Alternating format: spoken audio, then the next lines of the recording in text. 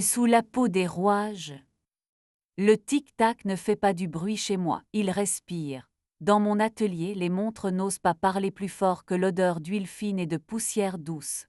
Les ponts en laiton reposent sur le feutre gris, les ressorts attendent, serrés comme des secrets qui ne veulent pas s'avouer, et les bruxelles étroites, pointues brillent au bord de la lumière comme des lèvres en train de se taire. Je m'appelle Adrien, horloger dans une rue qui ne se souvient plus depuis quand elle existe. Le matin j'ouvre, je salue le silence, je mets à chauffer un café qui a renoncé. J'ai aimé Maëlle parce qu'elle marchait comme si elle ne devait rien à personne.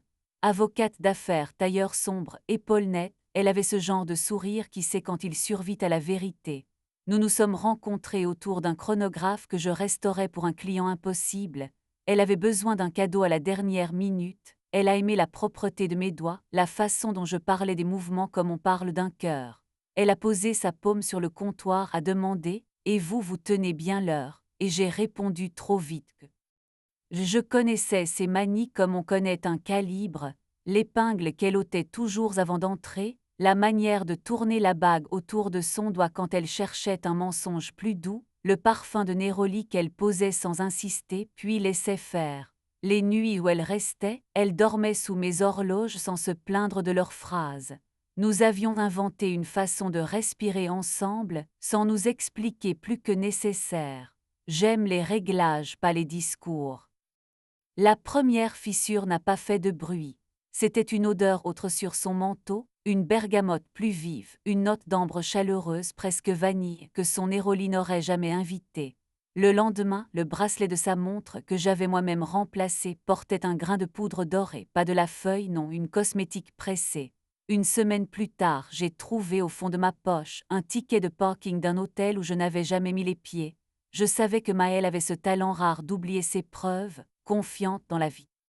J'ai attendu, les horloges apprennent la patience aux hommes qui les ouvrent. J'ai attendu et j'ai commencé à déplacer des millimètres qui ne changeaient rien et qui changeaient tout. J'ai légèrement desserré la vie d'un étau, j'ai tourné d'un souffle ma loupe sur son support, j'ai posé sur le comptoir une clé de fond au lieu de la ranger. Les objets comme les corps se souviennent du toucher habituel, la clé a changé de place, l'étau a été resserré un peu trop franc. La loupe s'est retrouvée tournée vers la fenêtre, là où je ne la mets jamais. Une autre main avait voulu c'est.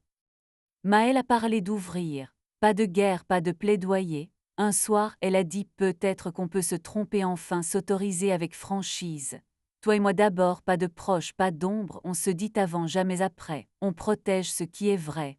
Elle a écrit ça sur un carton d'emballage de ressort, a souri, a glissé le carton sous mon coude. J'ai lu, j'ai pensé à tous ces mouvements qu'on déréglait pour les rendre plus vivants, j'ai dit oui, par bravade, par peur aussi de la perdre en refusant ce qu'elle croyait être la maturité. Les règles ont tenu moins qu'un ressort mal reçu. Elle a confondu les avant et les après avec l'art d'une langue brillante qui sait contourner les chiffres.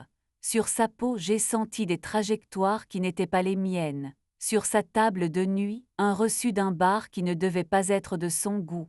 Et surtout ce regard satisfait qu'on a quand on revient d'être choisi. Je ne voulais pas jouer au juge. J'ai choisi d'écouter mes montres Pluton que mon orgueil. C'est à ce moment-là qu'Élise est entrée, et ma respiration a changé de place. Elle est arrivée avec une horloge comtoise abîmée, héritée d'une grand-mère qui gardait ses lettres dans la caisse comme d'autres cachent des bouteilles. Elle portait des lunettes rondes qu'elle ne cessait d'oublier sur sa tête, une robe en lin qui lui donnait l'air d'avoir toujours eu la peau ici. Écrivaine pour ceux qui aiment encore tourner les pages, elle cherchait un artisan qui ne ridiculise pas les souvenirs. Elle m'a souri d'une bouche qui ne se maquillait pas, m'a tendu la clé de remontage comme on. Et Élise sentait l'encre et le thé, parfois la pluie, cette odeur honnête d'un livre qui vient de s'ouvrir. Elle parlait doucement, posait des questions qu'elle avait déjà écrites dans sa tête, riait avec ses yeux. Je lui ai expliqué le poids, l'échappement, les dents qu'il faudrait reprendre, elle m'a écouté comme on écoute un pays qu'on veut habiter. La première fois que sa main a frôlé la mienne au-dessus d'un pont poli, l'atelier a fait silence autrement. Quand je travaille, je ne tremble pas. Là, j'ai tremblé. Nous ne nous sommes pas donné de règles. Il y a des corps qui savent où ils ont le droit. À accent aigu, Élise avait ce respect-là. Elle s'est habituée à mon atelier comme à une chambre où l'on ne pousse pas les meubles. Pas de lèvres au-dessus d'un barillet ouvert, pas de doigts trop chauds sur les pierres, pas de mots trop grands dans l'odeur modeste de l'huile. Nous avons choisi un banc près de la fenêtre, le coin d'escalier qui grince comme un rire, le toit où la ville s'agenouille le soir. La première fois que je l'ai embrassé, c'était sur le seuil, entre la rue et moi. Je n'ai pas caché Élise, je n'ai pas non plus brandi son nom. Maëlle me connaissait trop pour ne pas sentir l'air changer. Elle a posé une main légère sur mon torse, a dit « Tu fais ce que tu veux », on a dit, mais ses yeux n'aimaient pas la théorie. Elle a voulu s'accrocher aux règles comme à une rampe fabriquée pour des escaliers trop raides. Moi, je regardais mes aiguilles, elles restaient fidèles à leurs axes malgré les doigts. Le gala annuel des partenaires de Maëlle, un théâtre à lustre où le champagne court plus vite que les sourires, a servi d'arène à mes hésitations. On m'y a invité par civilité, j'y ai vu des épaulettes qui s'excusent de briller, des vers qui savent revenir à la bouche de ceux qui mentent le mieux. On y expose les hommes d'art comme des accessoires, on leur demande d'être décoratifs. Maëlle avait choisi une robe simple que ses clés faisaient chanter. Elle est entrée au bras d'un associé trop sûr de lui. J'ai pris ma place en retrait, voisin des serveurs. Je n'ai pas de talent pour les scènes, j'en ai pour les démontages. Dans la salle, j'ai reconnu l'homme qui avait remplacé mon parfum sur la peau de Maëlle, la stature plate de ceux qui occupent les fauteuils sans jamais s'asseoir en entier, la montre trop lourde pour son poignet, un automatique tapageur dont la réserve de marche se voulait un symbole. Lucien ai-je entendu dire, client devenu confide devenu oreiller. Je l'ai regardé comme on regarde une pièce qui n'a pas sa place dans un mouvement. La colère a fait un tour d'aiguille, pas deux. Et Élise est arrivée après sa lecture, cheveux encore un peu mouillés par l'averse, un sourire sec comme un baiser pressé. Elle a glissé sa main dans la mienne, là dans cette salle où rien n'aimait la vérité. Je l'ai présentée comme une amie. Elle a regardé Maëlle avec une douceur qui n'humilie pas. Lucien a reniflé mon nom, comme si mon métier sentait le froid. Les minuteurs du service ont sonné en moi, je n'avais pas besoin de plus. Je suis reparti l'atelier m'appelle quand les gens parlent trop. J'ai allumé la lampe rasante, j'ai posé la comptoise d'Élise sur le banc, j'ai remis de l'ordre dans des roues qui n'avaient pas péché. Maëlle a envoyé un message, on rentre tard, j'ai répondu prends la nuit. La ville s'est jointe à mes horloges. Quand Élise a frappé, je l'attendais. Ce qui s'est passé alors appartient à ces minutes où les gestes ont une précision qui dépasse les corps. Elle a laissé tomber son manteau sans regarder où, je l'ai tiré contre moi avec ce soin que je garde pour les pièces uniques. Sa bouche a cherché la mienne avec une lenteur qui n'avait pas peur d'être vue, sa main a trouvé au bas de mon dos la température où ma peur s'efface. Elle sentait la pluie et l'encre, j'avais au bout de la langue l'amertume d'un café oublié. Mes paumes ont découvert la route qui mène de ses omoplates à ses hanches, et mes lèvres. Je n'écris pas les gestes qui ne demandent pas de mots. Je dirai seulement que son cou avait un langage qu'aucune des deux ne devrait oublier, que ses doigts savaient l'alphabet qu'on n'enseigne pas, et que mes lèvres ont appris l'ordre des lettres.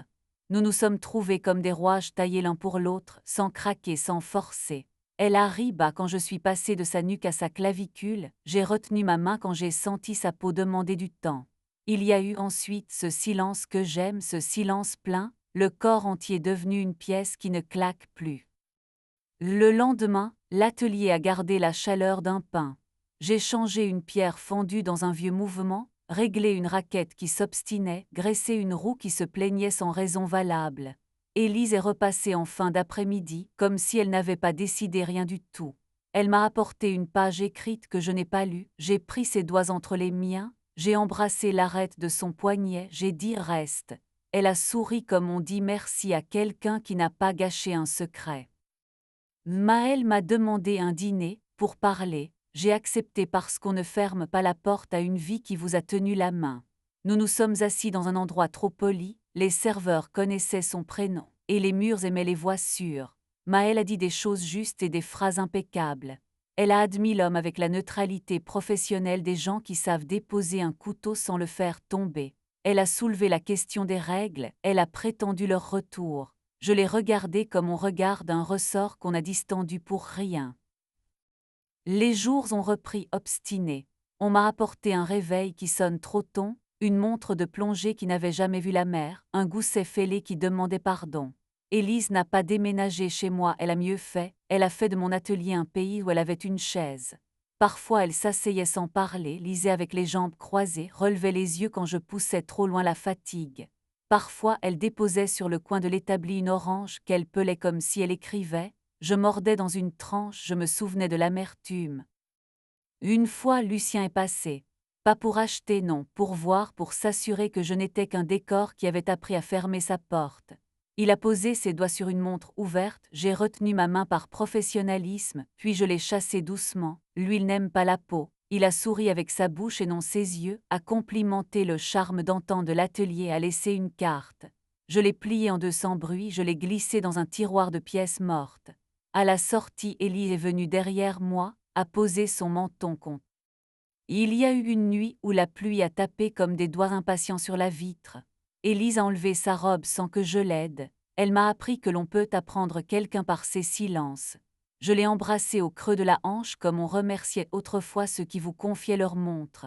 Ses mains ont trouvé mes épaules, mes omoplates ont appris à cesser de vouloir tenir tête à tout. La veilleuse des montres a fait notre ciel. Nous avons avancé dans cette lumière basse où les corps ont l'intelligence des bêtes domestiquées, ils savent la place, ils respectent. Je ne sais pas s'il faut appeler ça une fidélité. Je sais que mes aiguilles vont ensemble. Maëlle a continué de m'écrire, parfois elle m'a envoyé un article où son nom brille, une photo où son épaule a retrouvé son orgueil, j'ai souhaité que sa vérité lui tienne mieux que les règles. Élise a terminé sa comptoir, elle la remonte avec un geste qui me fait sourire. Parfois au milieu de la nuit, elle m'entraîne sur le toit, nous nous embrassons en silence pendant que la ville oublie les procès. Un jour, un jeune homme est entré avec la montre de son père. Elle retardait de tout. Il m'a demandé si on peut rattraper le temps perdu. J'ai pensé à Maëlle, à ses mots très propres, à Lucien, à sa montre trop lourde, à Élise, à sa bouche de pluie et d'encre. J'ai répondu que non, on ne rattrape pas, on règle, on apprend, on s'habitue, on se laisse surprendre par l'exactitude nouvelle que l'on n'attendait plus. Il a hoché la tête, sa main tenait l'objet avec une délicatesse qui m'a plu. Si vous passez devant ma boutique la nuit, et que vous me voyez, tête penchée, loupe à l'œil, ne croyez pas que je me cache, je veille sur des secondes qui ne veulent plus faire mal, je veille sur des bouches qui se souviennent d'être modestes, je veille sur un atelier qui a appris à ne pas être un théâtre. Vous n'entendrez pas les montres, elles ont juré de se tenir, mais peut-être le bruit très léger d'une Bruxelles posée, le soupir diminué d'un ressort qui accepte sa place, la respiration d'un homme qui a appris à compter autrement. Je baisse les lumières dans l'ordre qui rassure les mouvements, d'abord la lampe rasante qui croit qu'elle est indispensable, puis le néon du fond qui dit la vérité sans élégance, enfin la veilleuse qui reste pour que les aiguilles ne se sentent pas seules. Élise glisse parfois sa main dans la poche de mon tablier, comme on cache un signet à la page qu'on aime. Nous descendons l'escalier en évitant la marche qui proteste. Dehors la ville ajuste sa rumeur, dedans une montre neuve décide de me faire confiance. Sous la peau des rouages un cœur tient,